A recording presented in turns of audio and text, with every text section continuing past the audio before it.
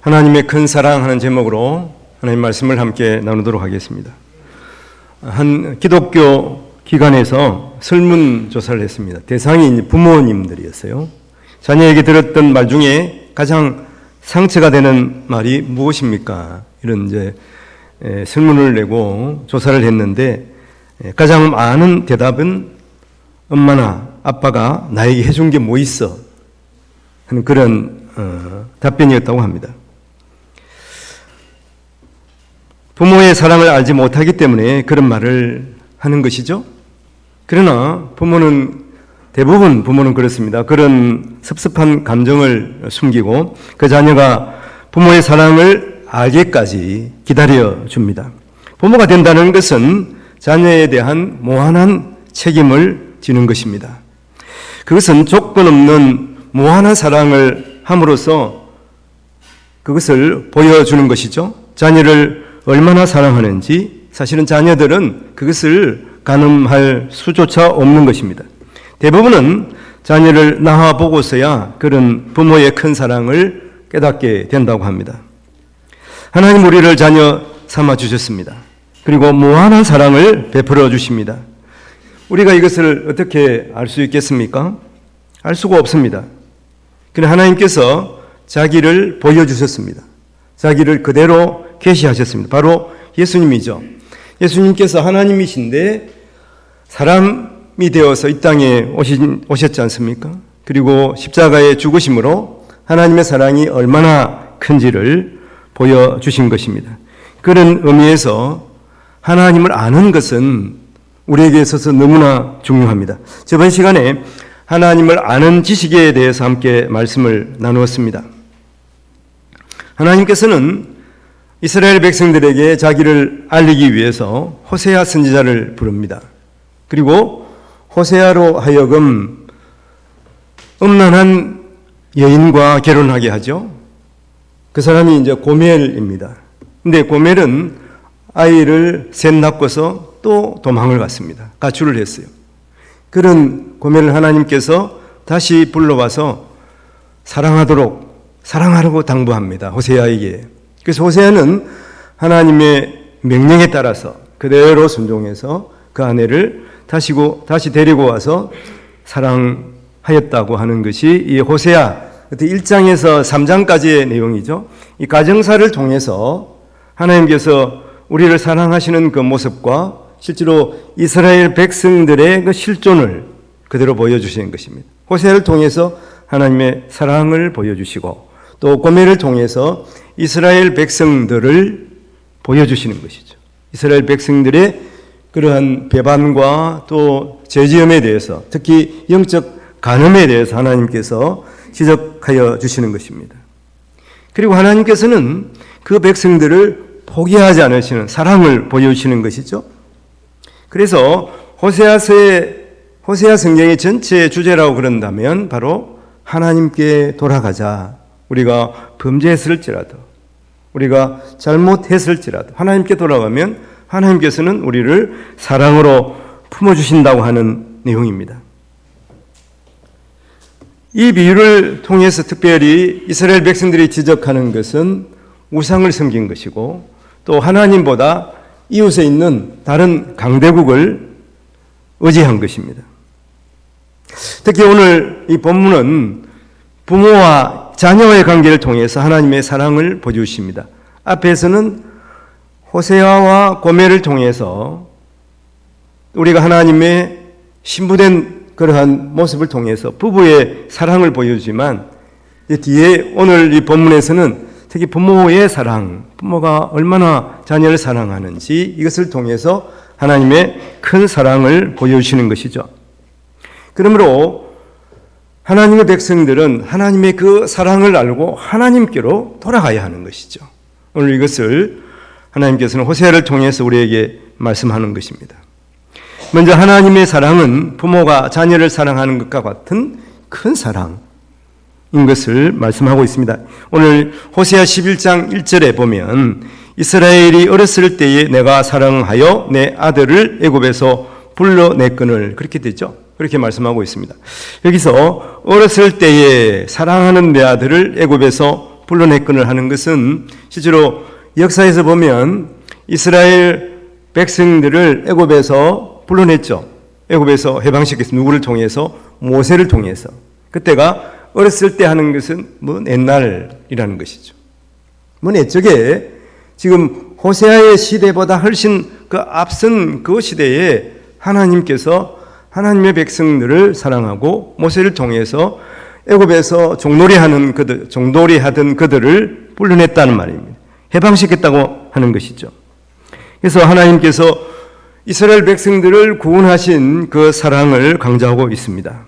그런데 3절에 보니까 그러나 내가 에브라임에게 걸음을 가르치고 내 팔로 안았음에도 내가 그들을 고치는 줄을 그들은 알지 못하였다고 말합니다. 이 말씀은 무엇입니까? 하나님의 큰 사랑을 이스라엘이 알지 못했다고 하는 것입니다. 오늘 특히 1절에서 이스라엘이 어렸을 때에 하는 말과 더불어서 보면 부모가 어린 아이를 안아서 기르잖아요. 그리고 바른 길로 인도하잖아요. 이와 같이 하나님께서 모세를 통해서 홍해를 가르시고 낮에는 구름 기둥, 밤에는 불 기둥으로 인도하시며 그들을 사랑으로 대했습니다. 그래서 그들의 목에서 노예의 맹해를 벗겨내시고 굶주린 강야에서 그들을 먹이고 입히셨습니다. 이 사랑을 받은 이스라엘은 당연히 하나님 앞에 감사하면서 또 하나님께 그 받은 은혜를 보답하며 살아가야 되잖아요. 그런데 오늘 3절의 말씀을 보면 그들은 알지 못하였도다. 그들을 고치는 줄을, 그들을 인도하는 줄을, 그들을 먹이는 줄을, 그들을 안고 사랑하는 줄을 이스라엘은 알지 못했다고 하는 것이죠. 제가 조금 예배 전에 이제 교단에서 그 성도님들을 잠깐 뵈면서 김호성 근사님이 이제 하예리를 안고 올라오시는 모습을 봤습니다. 과연 하예리는 할머니가 저렇게 사랑하며 저렇게 또 안아서 이렇게 참 오늘 또 날씨가 좀 춥잖아요. 그렇게 데리고 온 줄을 나중에 알까 이런 생각을 했습니다. 지금은 모르죠 당연히. 근데 어떻습니까? 나중에 커서도 장성해서도 내가 부모가 나의 또 할머니 할아버지가 얼마나 나를 사랑했는지 그걸 깨달아야 되잖아요. 그걸 깨닫지 못하고 그걸 감사하지 못하고 살아가면 어떻습니까? 어린 나이와 같은 거예요. 아기 때는 그걸 알 수가 없죠. 당연합니다. 그러나 이제는 장성했잖아요. 그러면은 부모를 사랑하고 또 부모에게 효도를 해야 되잖아요. 그러지 못하면 어떻습니까? 불효자가 되는 거예요. 지금 이스라엘 상태가 그렇다는 것이죠. 먼 옛날에 하나님께서 어떻게 인도하셨는지 그때는 그럴 수도 있지만 모를 수도 있겠지만 지금은 많이 배우고 선지자를 통해서 계속 하나님께서 하나님이 얼마나 하나님의 백성들을 사랑하는지 계속 말씀하고 가르쳤잖아요. 그런데도 모른다 이거예요.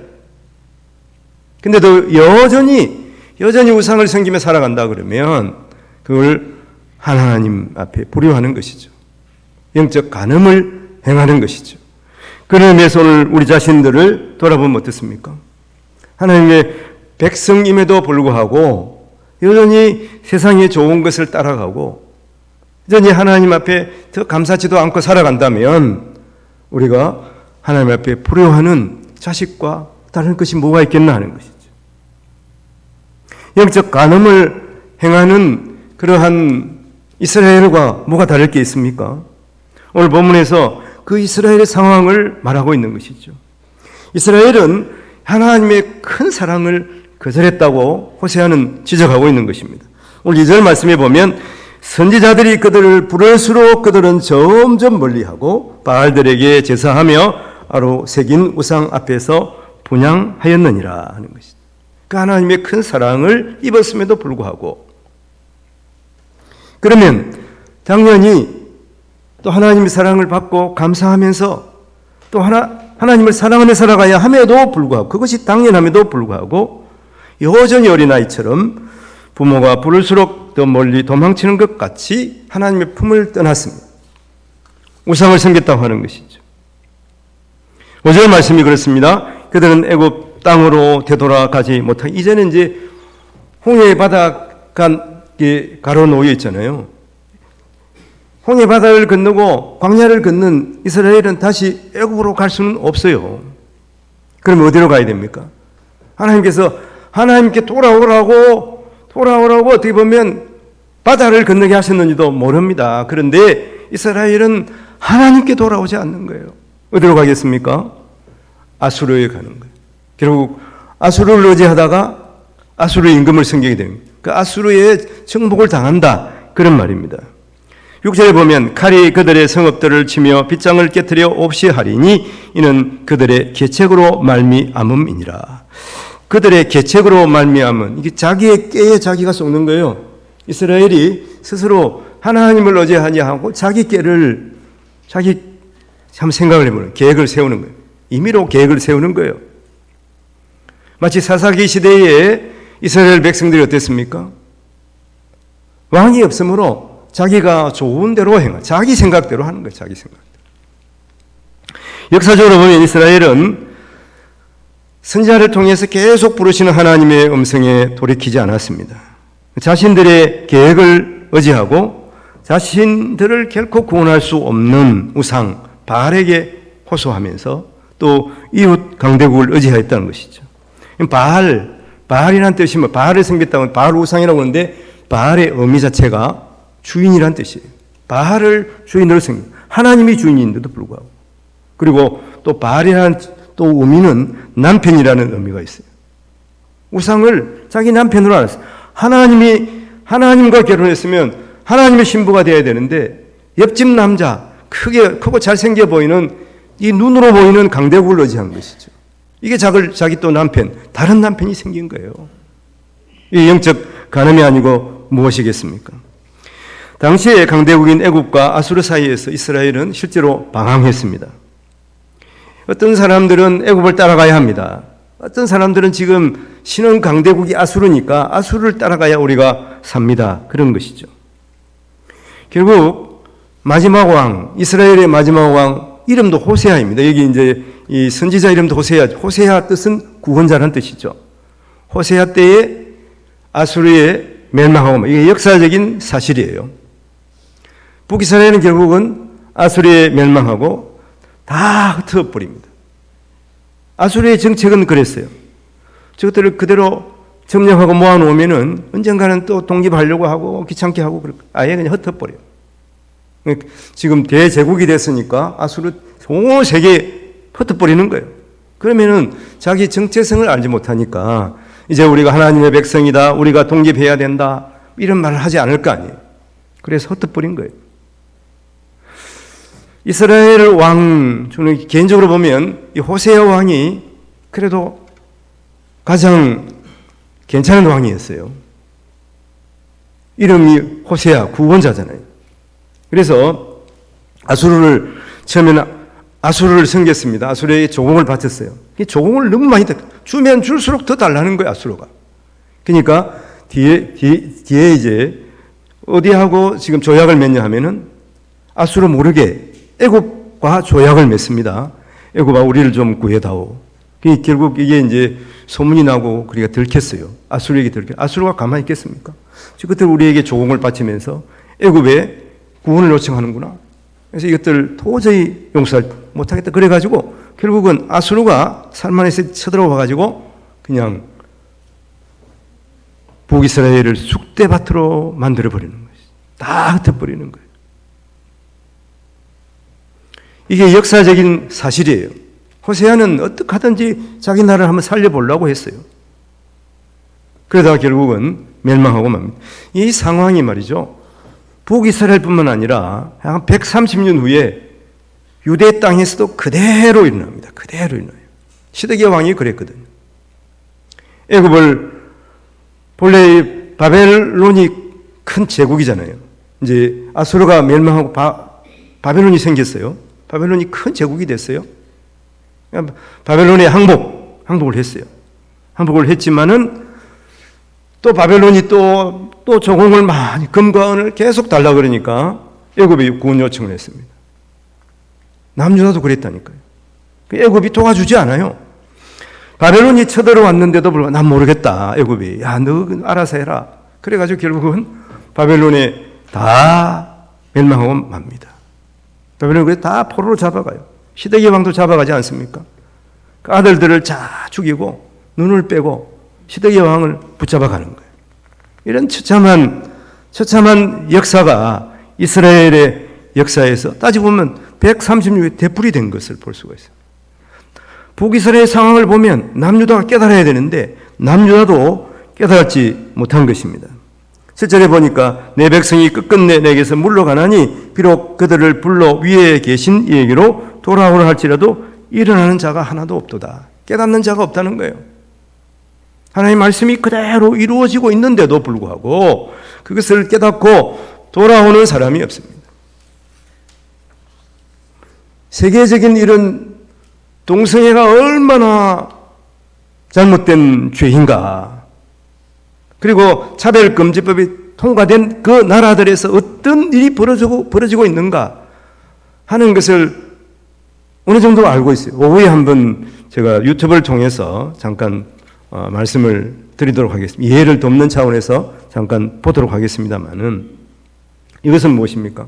이것은 사실 우리나라에게는 기회이죠. 왜냐하면 이런 그 차별금지 통과돼서 어떤 일이 일어나는가, 동성애로 말미암아서 얼마나 피해를 당하는 사람들이 많은가 하는 것을 보고 우리가 각성을 해야 되는 것이죠. 그런 의미에서 우리에게는 기회라고 하는 것이죠. 이스라엘에게도 그게 기회였습니다. 남유다에게도 특히 남유다는 기회였어요. 그런데 그러한 하나님께서 징계를 통해서 하나님께서 어떻게 보면 자기 백성을 벌하면서까지 깨우치기를 원했지만 하나님의 백성들이 깨우치지 못한 것이죠. 하나님께서 오늘 우리에게 하나님의 말씀으로 또 주위에 있는 모든 상황을 통해서 깨우치기를 원하는 것이죠. 깨우치고 하나님께 돌아오기를, 하나님은 우리가 돌아오기를 원하시는 거예요. 우리가 망하는 것을 원하지 않는 거예요. 그래서 보면 시편에서 깨닫지 못하는 사람은 짐승과 같다, 그런 말씀까지 하는 것을 볼 수가 있습니다. 오늘 하나님 말씀을 듣습니까?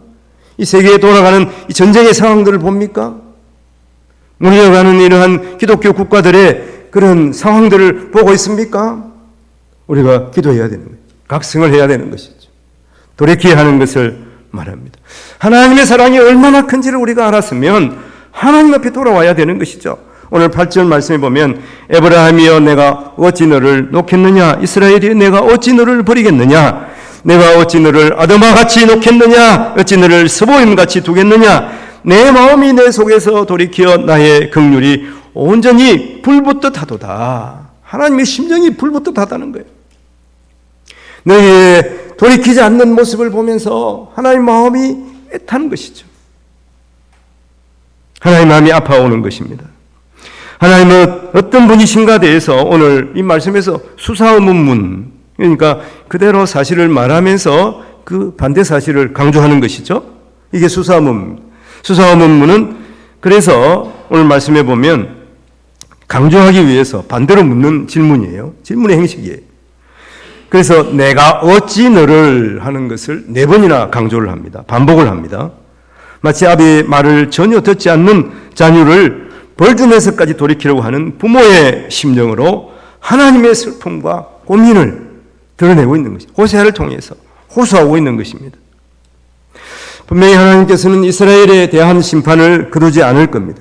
이스라엘을 벌주시며 마음 아파하신 하나님의 여러분 속내가 오늘 본문에서 보이지 않습니까? 어찌 너를 복했느냐?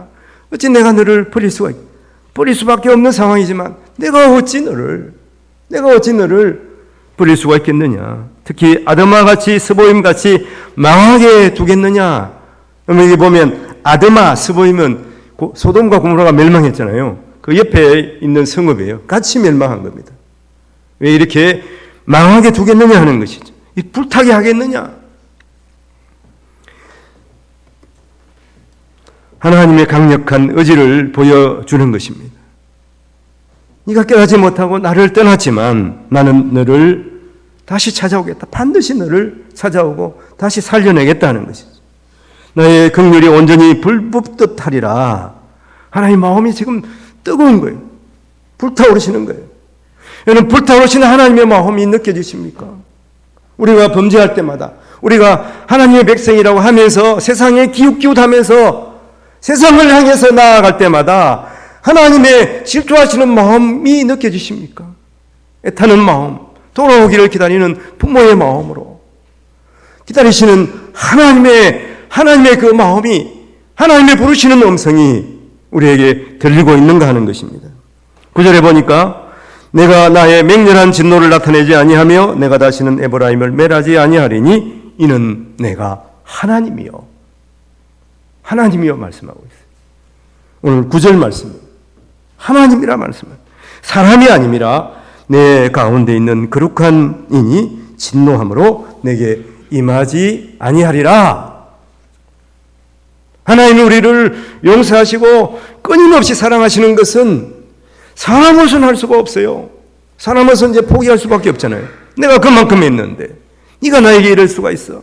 그렇지만 하나님은 사람이 아니시기 때문에 끝까지 참으시고 끝까지 우리를 용서하시는 하나님이시다 하는 것을 말씀하고 있습니다.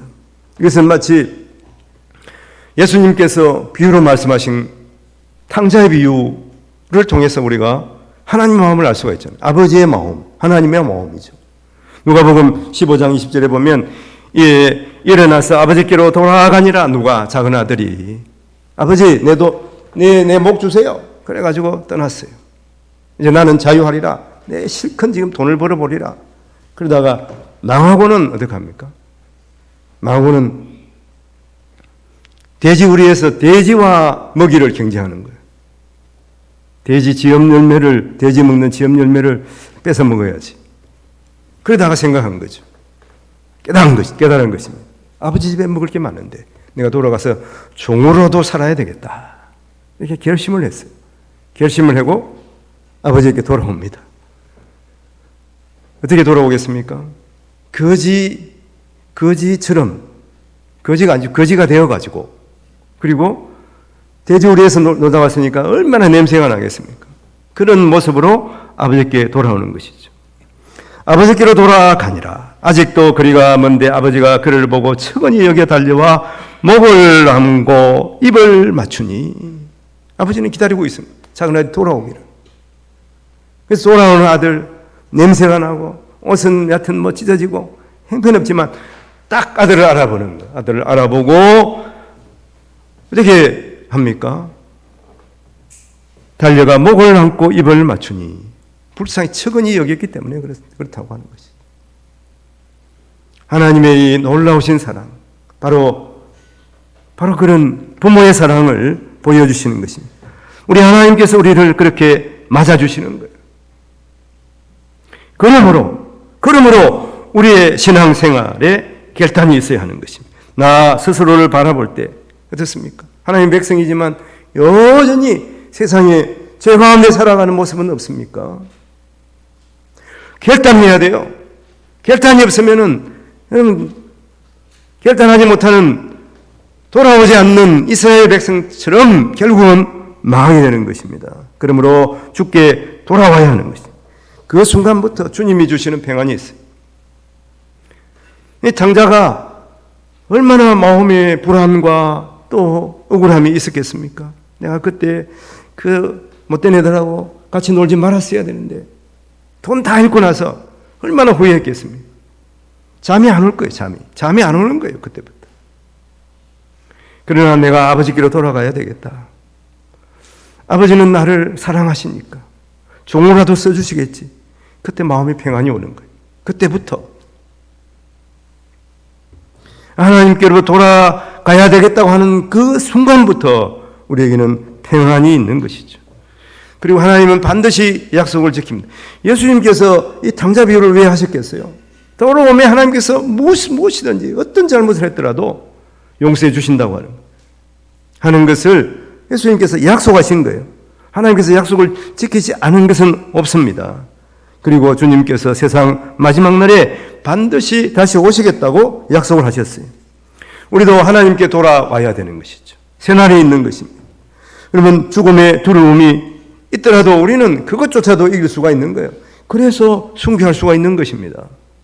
야, 목숨이 얼마나 중요한데 어떻게 내가 순교할 수 있을까? 그렇지만 하나님의 큰 사랑을 알면은 우리가 우리의 생명보다 더 귀한 것이 하나님의 사랑임을 깨달을 때 우리는 기꺼이 우리의 생명을 주님 앞에 드릴 수 있게 되는 것입니다. 불붙듯이 타오르는 하나님의 사랑 안에서 살아가게 되는 것입니다. 우리가 사람이니까 세상에 목마르지 않을 수가 없지 않습니까? 그러나 하나님의 놀라운 사랑을 알 때 세상에 목마르지 않게 되는 거예요. 세상의 것에 만족할 수가 없습니다. 하나님으로 만족하기 때문에 왜 세상에 만족할 것이 없게 되는 것이죠. 그래서 세상에서 방황하지 않게 되는 것이죠. 하나님 한 분으로만 만족하며 감사하며 찬양하게 되는 것입니다.